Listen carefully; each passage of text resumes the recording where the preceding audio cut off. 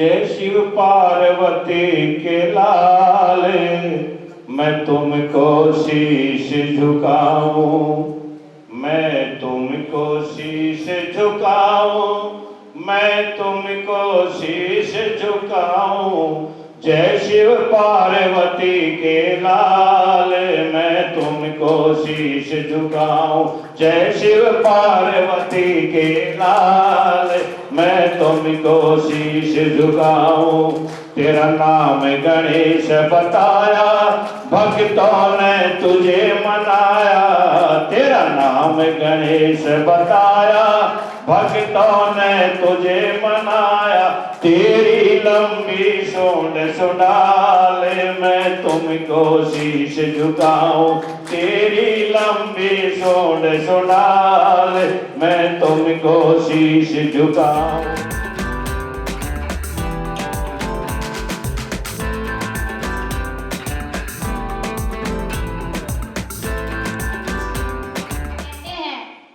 अतिथि देवो भव, कहती है ये भारत की धरा।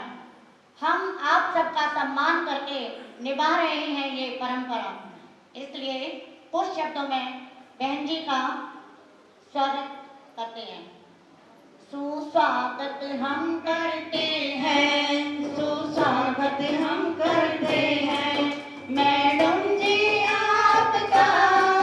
हाथों में माला लेकर सम्मान आपका। सुस्वागत हम करते हैं, सुस्वागत हम करते हैं मैडम जी आपका। हाथों में माला लेकर सम्मान आपका। सुस्वागत हम करते हैं, सुस्वागत हम करते हैं।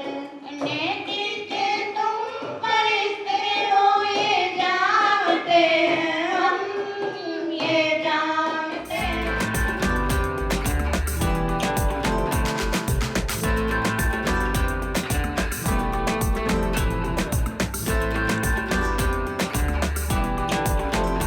कि ये जो यात्रा हर एक आदमी यात्रा कर रहा है, ये काम क्रोध लोभ मोह अहंकार की यात्रा है। हम जो कर रहे हैं कोई बलनिवार नहीं है, खूनी युद्ध नहीं है। और उसी के लक्ष्य में मैं एक थोड़ी कविता भी बना दी साथ में किरण जी के नाम से ही, तो मैं सुनाता हूँ, उसको गा के भी सुना देते हैं।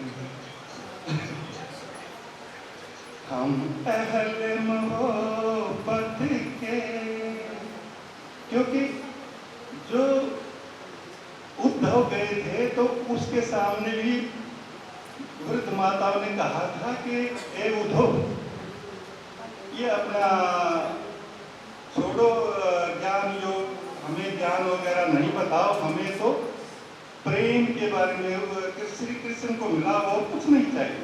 तो दरअसल सारा रोड़ा ये प्रेम का ही है, और सबसे आसान रास्ता भगवान की प्राप्ति का प्रेम ही है, और कुछ है ही नहीं।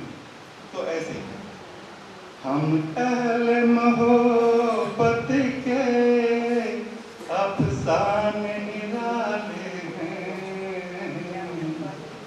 साहिल डुबोए हैं, तूफान संभाले हैं। हम अहले मोहब्बत के अफसाने निराले हैं। तू समझे या ना समझे, ऐ जिंदगी हमने तो।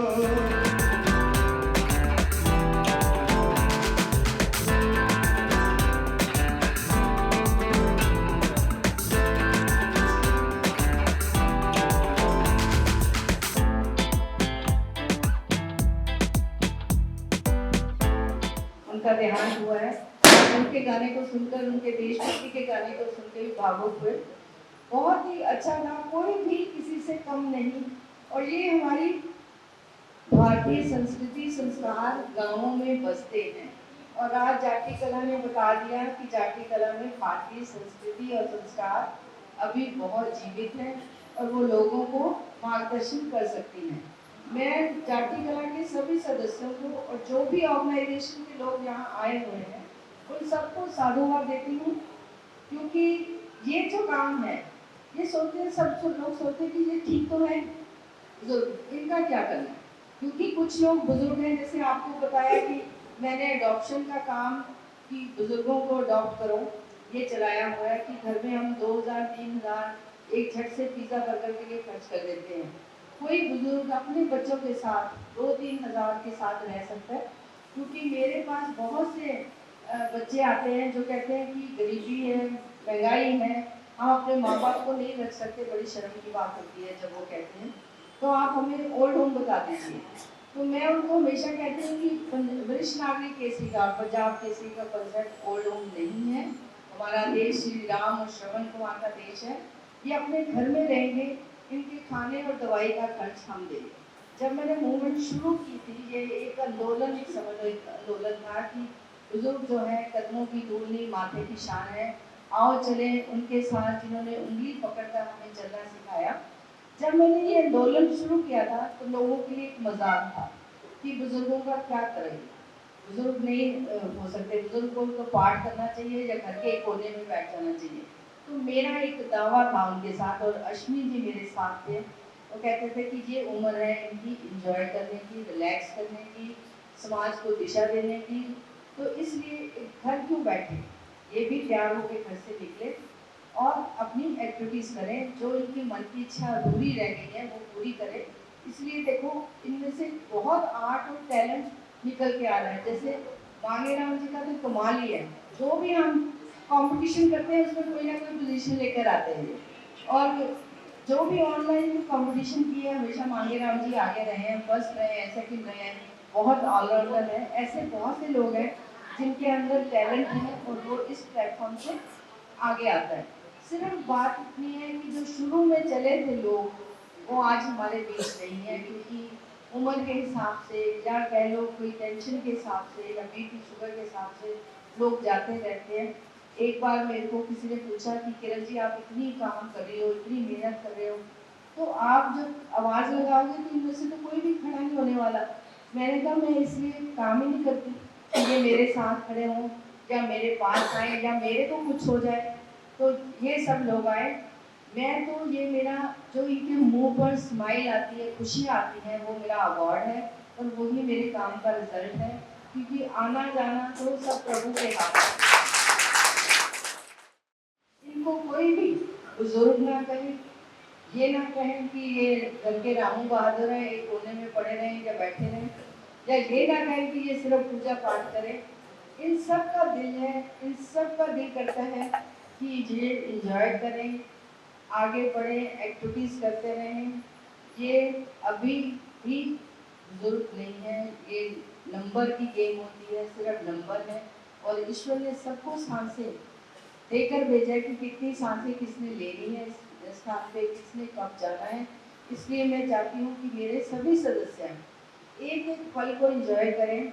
इनको मैं दुबई भी लेकर गई, सिंगापुर भी लेकर गई, वहाँ फैशन शो भी किए, और मुझे लगता है कि नरेला से गए थे ना भैया जी कोई लोग, हाँ आप गए थे, और भी बड़े लोग गए थे जिन्होंने कभी हवाई यात्रा नहीं की थी, उनको हवाई यात्रा भी कराई, और उन्होंने वहाँ पे हमारी भारतीय संस्कृति, हमारे संस्कार करके फैशन शो भी दिखाया।